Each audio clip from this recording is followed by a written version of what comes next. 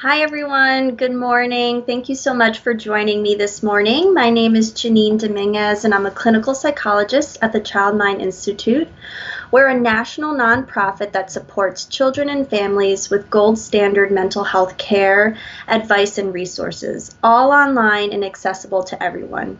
You can learn more about the resources we have available for families during the coronavirus crisis, including telehealth evaluations and treatment, by visiting childmind.org/coronavirus. Today, I'd like to talk about helping your kids nurture social relationships during COVID-19 and answer your questions about that and anything else you're wondering about.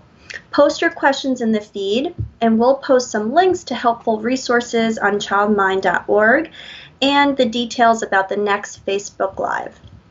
Remember, we're here every day at 10 a.m. and 4:30, and we look through your questions daily. So certainly during this time of social distancing, there are a lot of questions about how to keep children and teens connected with their friends and how to continue to help them foster and nurture these relationships. And when it comes to normal, typical development, and even now when it comes to building resilience, we know that social relationships and friendships are important.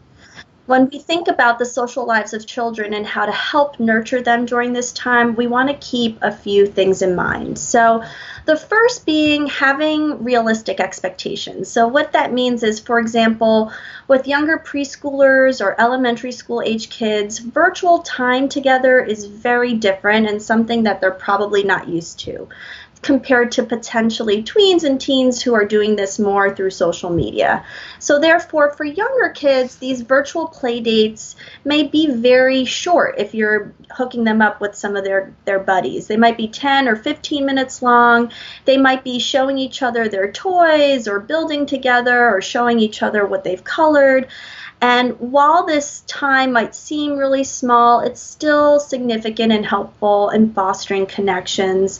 It's developmentally appropriate also at this age where they're working on reciprocal interaction and positive interaction. So even just showing each other a picture is really positive and interactive. Comparing what they have with one another. I know for my 4.5-year-old, they just talk about poop jokes a lot when they're together virtually, but also they're just showing each other things, and it lasts maybe 5 or 10 minutes long, and then that's it, and that's success. For tweens and teens, a virtual hangout time might be a little bit easier because they're used to this virtual world. And so they might be used to it, and there might still be some prompting and encouraging to do that. It may take some creativity, so doing activities together virtually, like baking, playing games, making TikTok videos with your friends. And we also know that as kids get older in their teen years, these relationships are more about personal disclosure and intimacy, so it might be some more greater time virtually as they're chatting. And what I would also say is that while there might not be designated hangout time virtually or on FaceTime, it's still happening. So at that tween-teen age, they're doing that through Snapchat and texting. So there's still a connection going on. And I would also say, as parents, I would recommend being in touch with other parents during this time too, and kind of coming up with creative ways of still having them see each other, maybe even in person at a distance. So driving to a parking lot and staying in the car and waving to one another and saying hi, getting creative around sort of drive-bys. I love seeing these birthday parties where people are driving by and honking the horn, and that's still a way of nurturing connection and doing something nice. Getting old school, so writing letters to one another, drawing pictures, sending messages in other ways are still ways of nurturing that relationship. The second thing to keep in mind is also still validating that it's a really hard time while we're practicing social distancing and keeping connected. So I think validating where your children are coming from, where your tweens and teens are coming from. But you can also, as a parent, still inquire. So I still recommend having that open communication, asking how things are going with friends, asking the who, the how, so who they're talking to, how they're doing, what their friends are up to is still a way of having open communication, and it keeps you informed around what your teens and tweens and young kids are doing at this time. This is also a really good time to still model social behavior. So still as a family during dinner time or when you're together, you can still practice and model reciprocal give and take of a conversation, communication. For younger kids, you're still getting down at their level and playing with them and modeling skills like sharing, skills like reciprocal give and take. So while they might not be actually doing that right now in person with their peers, you're still able to foster those building blocks for them to still nurture those relationships later on. And lastly, what I would say is if prior to this time of social distancing during COVID-19, you know that your child or teen had some difficulty with social anxiety and or depression, this is still a good time to reach out and engage with a therapist or engaging in telehealth treatment. So at the Child Mind Institute, we're still providing telehealth treatment, telehealth consultation, and evaluations. And we also have a virtual social anxiety group for teens, tweens, and young adults where they're still able to get in that treatment and that practice where it was maybe difficult for them prior to social distancing, but we really still want to nurture those skills and give them what they need. So I think engaging in treatment during this time is still certainly an option. So with that being said, I'd love to take on some questions that you have. And I can start off with some prior questions that we received. So one being around younger kids, so being having some toddlers. So my toddler was really beginning to enjoy hanging out with friends, but 2-year-olds stink at social distancing, and I feel like she's lonely and we're losing all the social progress she's made. What can we do? A great question. I totally validate where you're coming from. I also feel that way with my kiddo. And just to validate your feelings, everyone's sort of in the same boat. So to start off with, not only is your 2.5-year-old maybe missing friends, but so is everyone else's, I think, at this time. So you're not losing any sort of progress. We're all sort of in it together. And the other thing I would say too is while it's difficult to watch as a parent or feel empathy for your child that you wish that they had more peer interaction, it's sometimes our own anxiety and assumptions that they're lonely or they're feeling badly about it, where they might actually be doing okay and feeling resilient during this time, and they're still gaining and having those skills as they interact with you. So as I said before, one, being able to still model some of that social skill building while you're playing with your 2.5-year-old, engaging in that imaginative play, really helping them practice the give and take in that play can all happen with you, even if they're not doing that with their peers at this time. You can also, again, have those small pockets of just reaching out to parents of other kids who have 2.5 or 3-year-olds, and even if it's a quick virtual FaceTime to say hello or have them show them something, that's still really positive and it's still a positive interaction. You can do this also even if it's not their peers with grandparents, having them also practice the give and take in a social interaction, making it positive, having them show each other things.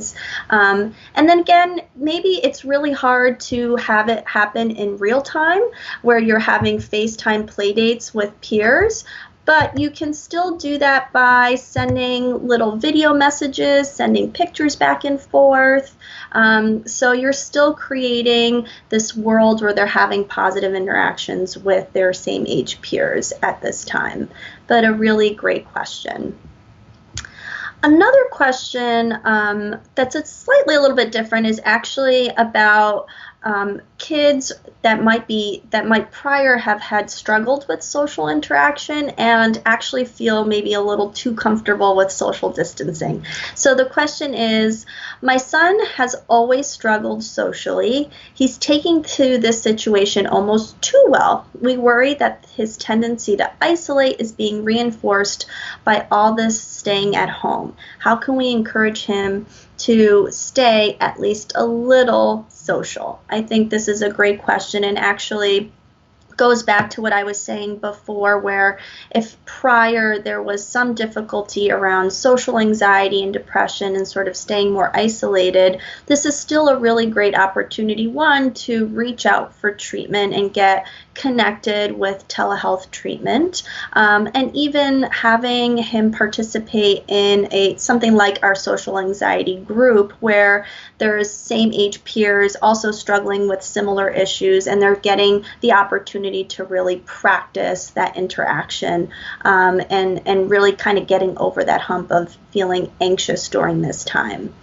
The other thing I would say too is maybe go back to the beginning and see, but prior to us practicing social distancing during COVID-19, ask him about some of the friends or some of the folks that he was connected to at school, even if it's just one or two. That's totally great. And I think helping him to understand that it's really still important to engage and foster those relationships. So maybe helping and encouraging him to initiate as opposed to waiting to be reached out to.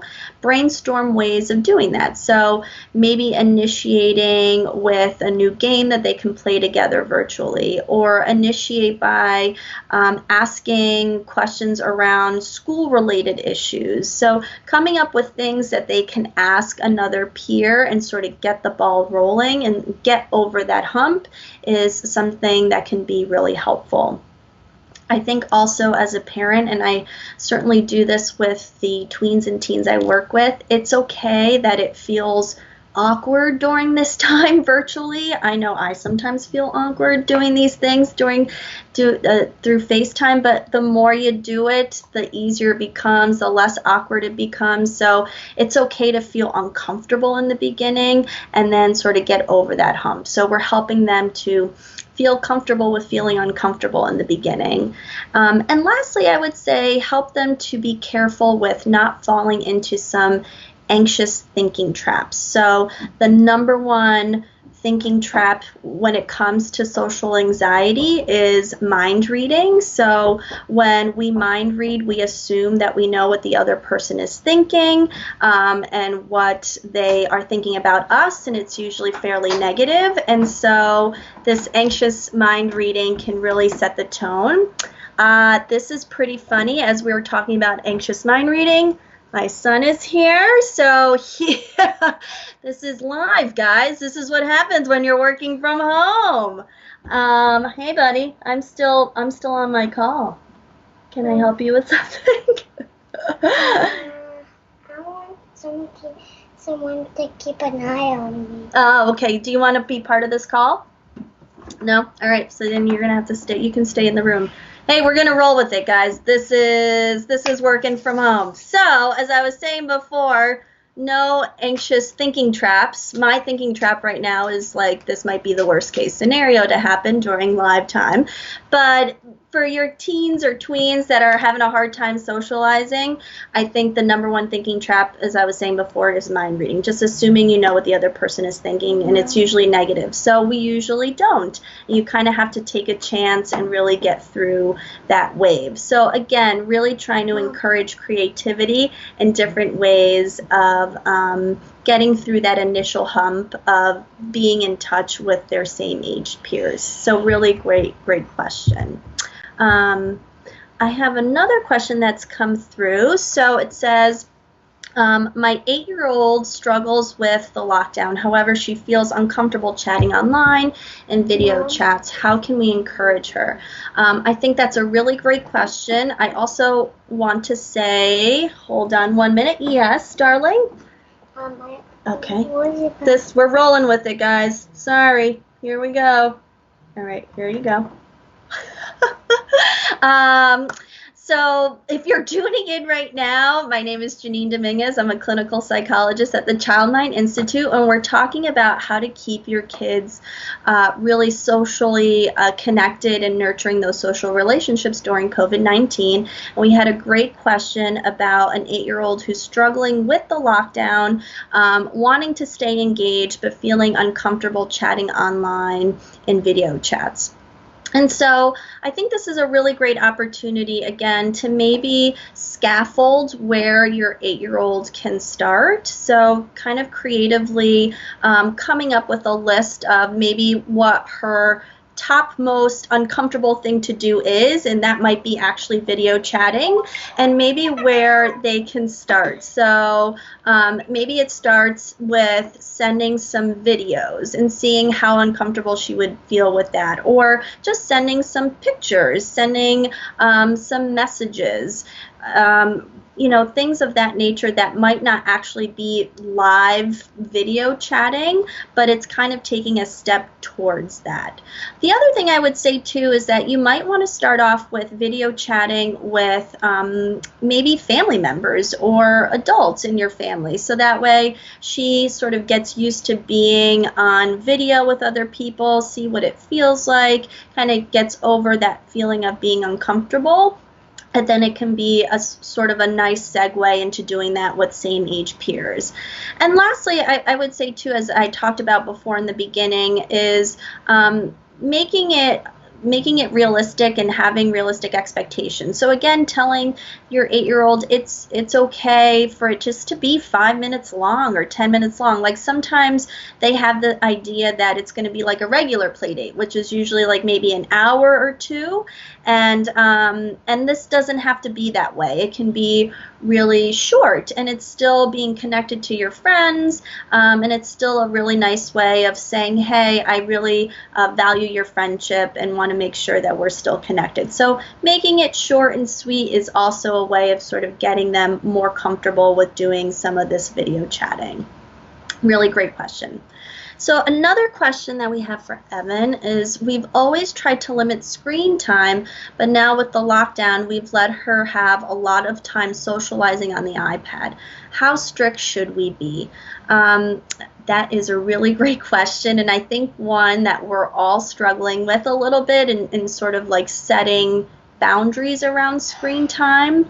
I would say certainly this is a time to be a bit more flexible with those boundaries. So prior to COVID-19, whatever the rules were, I know here in our house the rules were no screen time during the week, or making it very limited, and now that is not the case, as my son is next to me on my phone as I'm doing this. But I think it's also utilizing and seeing it as an opportunity to really have your kids stay in touch with one another. So what I would say is it's okay to be a bit more loose around those boundaries. It might still be a good conversation to have as a family to decide what that time is going to look like and when. I still think you can have structure and parameters around when you're socializing on the iPad. You still certainly should have structure and routine around when it's dinner time, we're all engaged with one another and we're putting phones away, or past a certain time like 8 or 9 p.m. we're still putting that time away too, so they sort of understand what the rules are. You're also not going back and forth about what those rules are, so it's kind of established, and having some of those parameters can be good, and they're still able to keep in touch with their friends like they used to and have some of that socializing time, even if it's on the iPad. This is kind of a time where it's a bit necessary, and it's a way of that people are staying in touch with one another, so that is totally okay, and maybe up to you on how you're going to set that time and that structure. So really great question. If you're just tuning in, my name is Janine Dominguez. I'm a clinical psychologist at the Child Mind Institute, and today we're talking about how to help your teens, tweens, and young kiddos stay connected and nurture those relationships during COVID-19. You can also certainly visit our website, childmind.org/coronavirus, for some more resources and tips in addition to this Facebook Live.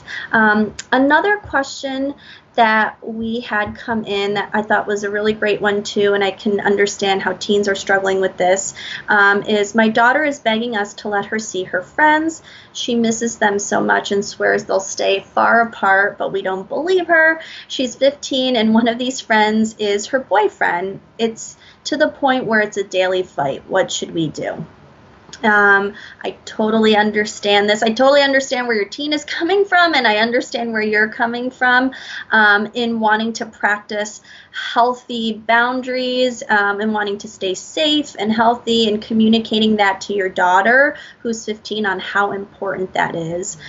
So one of the things I would actually recommend is being in touch with some of these parents. So I think it's a way in which you are communicating, potentially understanding where your teen is coming from and validating where they're coming from, and actually coming from a place of compromise is taking maybe a step towards being in touch with the parents of her really close friends, of her boyfriend, talking to them about what their social distancing practices are, if it matches yours, where they're coming from in terms of what they're allowing their teen to do as well, because if you're communicating the same message as them, that makes it a lot easier to stay on that same path of social distancing. And if they're communicating a different message, you also know where they're coming from and what you're trying to communicate to your teen. The other things I would say too is maybe not assuming that she's not going to stay to the social distancing rule, and maybe a way of putting those parameters in place is by being there. That might not be what she wants, but in order to sort of see face to face their friends, it might be having that happen in your driveway. And so that way you can make sure that they're staying the 6 feet apart and they're still talking to one another, or at least getting to see one another, but you're there monitoring how they're doing it and the way in which they're doing it. So again, I think staying connected to parents, seeing what they're doing in terms of social distancing, seeing if there's a way of coming to a compromise. And that compromise might not be exactly what your 15-year-old wants to see, but at least they're also seeing that you understand and feel empathic towards where they're coming from, and also trying to work with them during this time.